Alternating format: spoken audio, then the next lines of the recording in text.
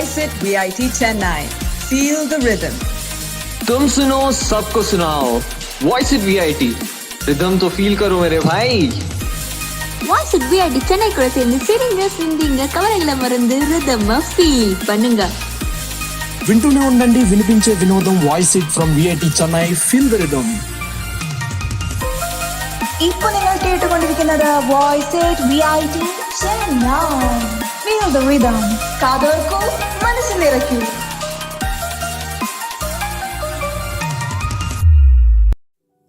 Hello, hi, vanakkam and welcome to the first ever episode of Character Assassination with me, your RJ Vandana, only on Voice It.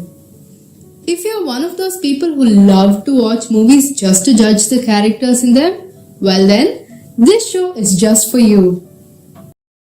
And what better way to kickstart a show like this than with a classic Bollywood movie from the 2000s? Yes, I'm one of those kids who believe that 2000 to 2010 was a prime time for Bollywood. I mean, come on, so many amazing movies like Chak De India, Love Ajkal, Rab Ne Bana Di Jodi, Rang De Basanti, Swades, and so many amazing movies. And today we're going to talk about my favorite movie, not just from the decade, but of all time. Want to take a guess?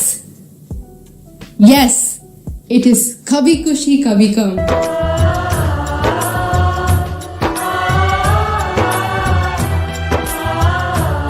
Yes, I love this movie. It was the first ever Bollywood movie I ever watched, and man, believe me when I tell you, I was hooked. What a movie! It was the perfect amount of drama, actually a teeny bit too much, but no amount of drama is too much of drama. And I've probably watched this movie at least 50 times to the point where I know most of the dialogues by heart. And this movie is testimony to the fact that Karan Johar can actually make amazing movies and write amazing scripts. And to those of you who haven't watched this movie, I mean, how dare you? I mean, guys, seriously, this movie is a must watch. Like, if you haven't watched, you haven't lived. Okay, so now coming back to the show. So basically what we're going to be doing today is, I'm going to split the show into two parts. So in the first segment, we'll be revisiting the storyline just to brush up memory. And for those of you who haven't watched the movie yet, well, go watch the movie. Or if you don't want to, you can listen to the story from me. And then in the second part, which is the fun part, we're going to be discussing about all the characters, like their pros, their cons, and everything we love about them. So, let's get into it. Welcome to segment 1 of the very first episode of Character Assassination. Today we'll be revisiting the storyline of Kabhi Khushi Kabhi Gum. So let's get into it. Yashwardhan Raichand, who is played by Amitabh Bachchan, is this filthy rich businessman in India. And he is married to Nandini, who is played by Jaya Bachchan, and they have 2 kids, Rahul and Rohan. Rahul is their adoptive son, whereas Rohan is their biological son. Rahul is played by Shah Rukh Khan and Rohan is played by Hrithik Roshan. So Yash is a stickler for rules and traditions, and he instills in both of his sons this immense respect for their elders. The movie starts with Rahul finally returning home from his university in England, and that is the iconic scene where Jaya Bachchan just, knows using her 7th sense that her son is finally going to come back home, and she turns dramatically with that aarti in her hand. Such an iconic scene, man. So yeah. So he finally returns from England, and he meets and falls in love with this girl from a very poor family in Chandni Chowk in Delhi. And this girl is none other than Anjali, who is played amazingly by Kajol. And Anjali lives with her father and her little sister Pooja. Pooja is played by Kareena Kapoor. So Yash decides to arrange Rahul's marriage to his wealthy friend's daughter, Naina, who is played by Rahul Mukherjee. But then Rahul, who is now in love with Anjali, breaks the engagement and admits to his family that he wants to marry Anjali. And his father gets really angry and scolds him for not considering Anjali's social status. I mean, which century are we living in? And he feels like his father has been hurt because of his actions, and he promises to do whatever it takes to make amends. So he goes to break things off with Anjali just to find out that Anjali's dad has suddenly died. And he is unable to bear the thought that Anjali and Pooja have to live alone in this world, and he marries her on spot. So when he brings Anjali back home with him, his father is disappointed and angry with him. And finally he disowns him and blames his actions on the fact that he is not really Raj in blood. So he believes that his father doesn't love him anymore. And so he shares his emotional goodbye with his mom and his brother. And he makes Rohan promise never to ask why or where he left. And his mom, Nandini, sends their childhood nanny, Saida, who is played amazingly by Farida Jalal, to go along with them so that they always get a mother's care and love. So time flies by, and 10 years later, Rohan is on his way back home for Diwali from his university, where he stops at his grandmother's place just to overhear them gossiping about the family split. So when he confronts them, he gets to hear the entire story. Now, he is bent upon reuniting the family. He goes back home to his parents' place, and he finds out from a bunch of Anjali's friends that the family has settled in London. So he tells his parents that he wants to study in London, and they reluctantly agree to it.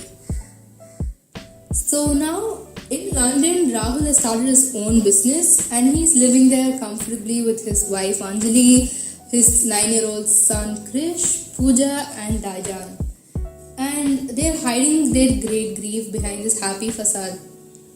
So upon arriving at London, Rohan finds that Pooja is also a student at the same college he is going to attend. He tells her who he really is and asks her to help him bring the family back together. Pooja tells Rahul that Rohan is her friend's brother and convinces him to allow Rohan to stay with them until the university gives him accommodations. So under the alias of Yash, Rohan soon becomes a part of their family. So he reminds Rahul and Anjali of how much they miss India, their home and their parents. And he draws pangs of guilt in the both of them. So slowly the truth finally comes out that he is Rahul's brother, and he tries to convince Rahul to go back to India with him. And he even goes so far as to trick Yash and Nandini into coming to London with the hope that the family will reunite and reconcile. But his plan fails. But the upside of this plan was that Rahul and Nandini, they shared a happy reunion. So at this point, Anjali too attempts to convince Rahul to go back to India and to make up with his father. Rahul, convinced that his father does not love him, wants nothing to do with him, and remains adamant until they learn that their grandmother has died and that her last wish was for Rahul, Rohan and Yash to light her funeral pyre together. So Rahul, Anjali, Krish, Pooja and DJ go back to India and they participate in the funeral, but they don't speak to Yash. So Nandini finally confronts Yash and tells him that for the first time in 10 years, he was wrong in cutting ties with Rahul, whom he had brought into their house and home with so much love and care. So Yash hears this and he is stunned and he is at odds with himself. Rohan finally manages to convince Rahul to visit their parents' house just for Nandini's sake. They go with Anjali and Pooja and find Yash humbled and sad. So he finally asks Rahul to forgive him and berates him for believing that his father did not love him and for not returning home sooner. So the movie ends happily with Rohan and Pooja's wedding and a belated celebration of Rahul and Anjali's marriage. So with that, we come to the end of segment 1. We'll be back after a short break to talk about the characters in segment 2. Have you ever missed out on some fun and interesting conversations with your friends because you weren't really up to date on what was going on in the social media circles? Have you ever just had a busy week and wanted to catch up on all of the stuff that's been happening on social media? Or do you just want to have some fun and explore social media through someone else's perspective? If you do want to do any of that, then I'm here with a solution for you. This is RJ Niket from Voice It, and I'm here with my show, The Social Media Rewind.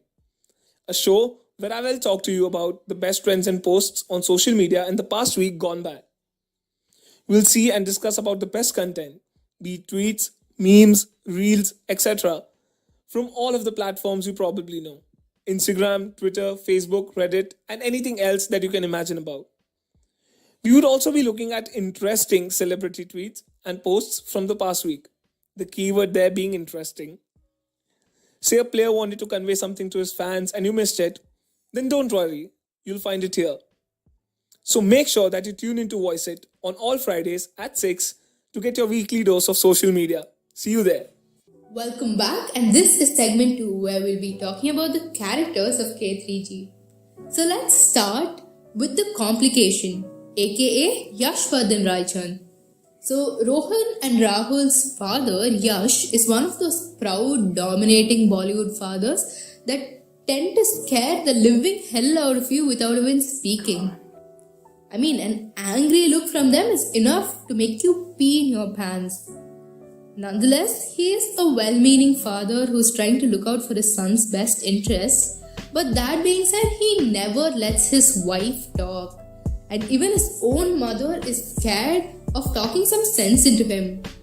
He is also extremely prejudiced and he looks down upon Anjali for being from a middle class or lower class family. He is completely sexist and egomaniac, classist, and too proud to see his mistakes. He goes on to become the villain of K3G by tearing his family apart. However, in the conclusion, he melts down and he shows us that he isn't a heartless fiend, but someone with a lot of love hidden deep beneath his shell. So, the next character is Nandini Raichan. Rahul's mother is an absolute sweetheart. She adores her children and she has an extremely strong bond with her first son, who was actually adopted.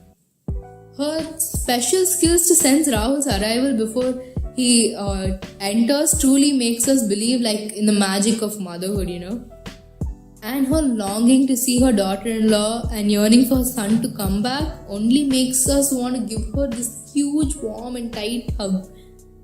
She is kind and caring but a little too quiet, and she is afraid of telling her husband what's on her mind.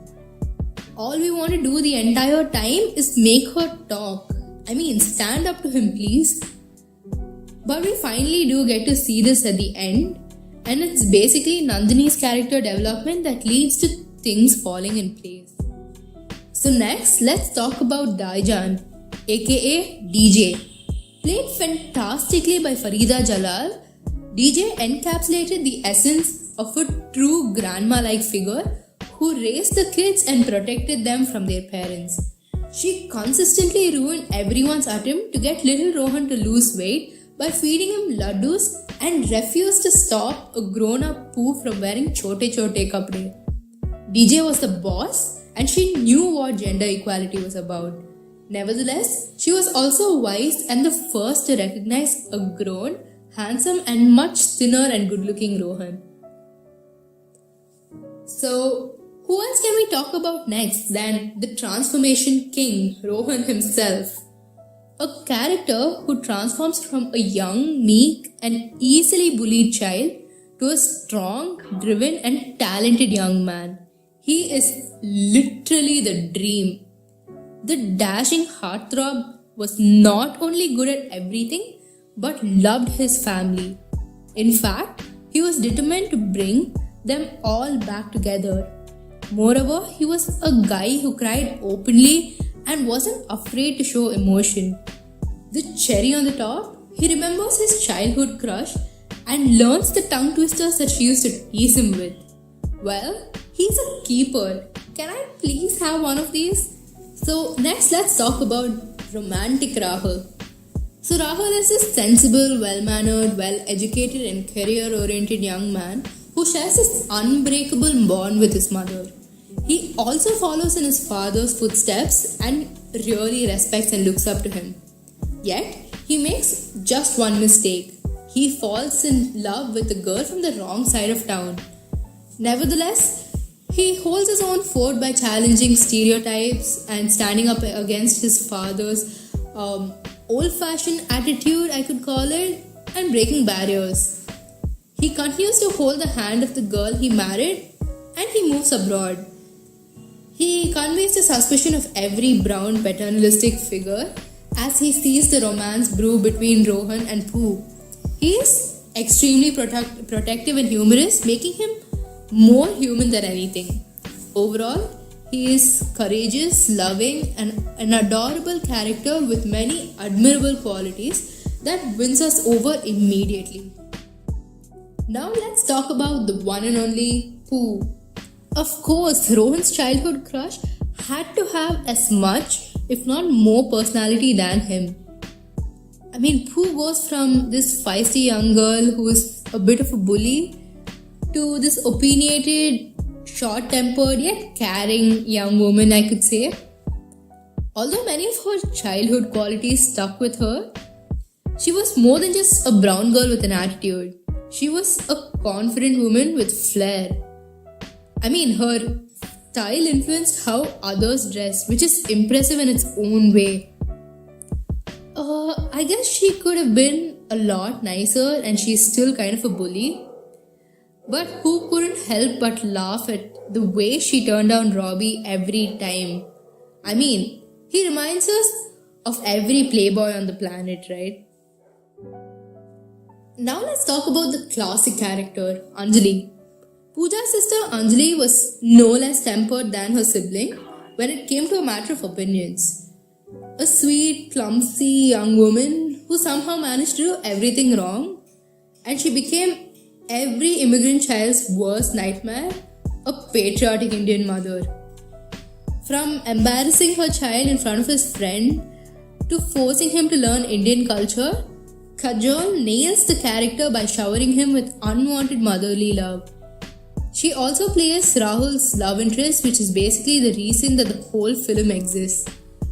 She is this hilarious and extremely confused lover who fails to recognize that Rahul is actually hitting on her. Moreover, Rahul gets kicked out of the house for marrying her, which makes us only love Anjali more as a haphazard, unfortunate, and well-meaning daughter-in-law. So many tears. Last but not the least, let's talk about Mrs. Sprightly. Now, how can we end without mentioning the unbearable Mrs. Sprightly? Sure, she's not a main character and she's always getting on Anjali's nerves and she's a little too friendly with Rahul for Anjali's liking. But Mrs. Sprightly shows significant character development for a supporting role. Earlier in the movie, she comes off as a little racist as she brags about her table being in front and she complains about Anjali's loud speaking and constantly demeans her. And I think we've all known that kind of a gory mom growing up. But then Mrs. Sprightly surprises you when she rises for the national anthem of India and shows respect for Anjali's culture for the first time. I mean, it's kind of impossible not to like her after that. And so yeah, with that, we come to the end of the show. Let me know what you guys thought about the first episode down in the comments. And stay tuned for next week's episode where we'll be talking about an animated movie. Well, y'all can play the guess game down in the comments. Until then, this is your RJ Vandana signing off for the first but not the last time. Only on Voice It. Feel the rhythm.